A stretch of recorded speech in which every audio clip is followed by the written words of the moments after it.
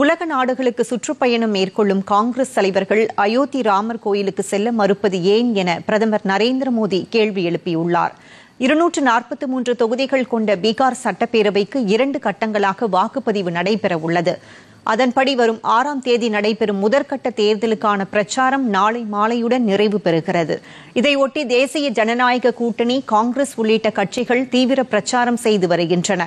இந்நிலையில் சகர்ஷாவில் நடைபெற்ற பொதுக்கூட்டத்தில் பங்கேற்று பேசிய பிரதமர் நரேந்திர மோடி, காங்கிரஸ் ராஷ்டிரிய ஜனதா தளம் கூட்டணியால் பீகார் மக்களுக்கு எந்தவித பயனும் இல்லை என விமர்சனம் செய்தார்.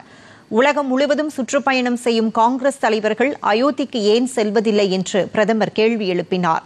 இதேபோன்று தேசிய ஜனநாயக கூட்டணி வேட்பாளர்களை ஆதரித்து பிரச்சாரம் மேற்கொண்ட மத்திய உள்துறை அமைச்சர் அமித் ஷா, கடந்த 11 ஆண்டுகளில் தீவிரவாதத்தை ஒழிக்க மத்திய அரசு கடுமையான நடவடிக்கைகளை எடுத்து வருவதாக குறிப்பிட்டார்.